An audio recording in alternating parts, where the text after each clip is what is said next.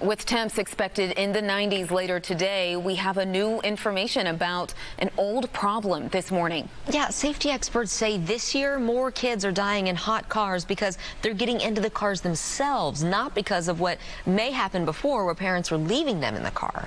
41 Action News reporter Charlie Keegan joins us to explain the reason behind this statistic. Charlie, good morning.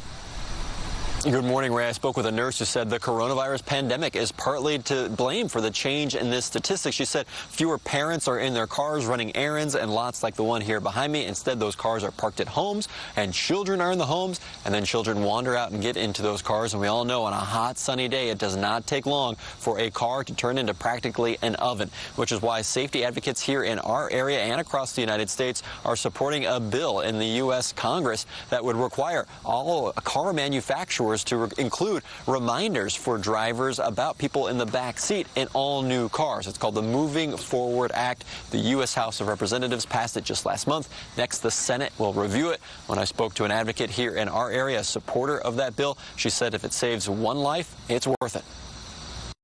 We need the help. I mean, a loss of one child is devastating. A loss of 50 or 60 children a year is beyond comprehension. And if there is something that we can do about it, we need to put all our fight behind it and demand that it happens.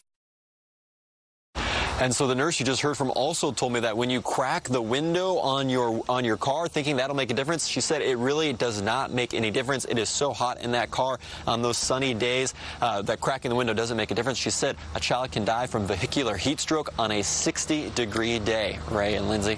Wow. Charlie, what should we do if we do see a child that is in the car?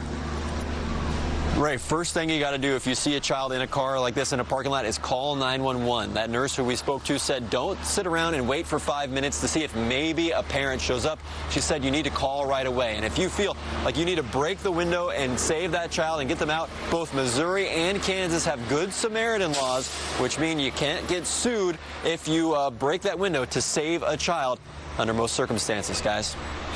It's a scary thought. Charlie, thank you very much. Important reminder.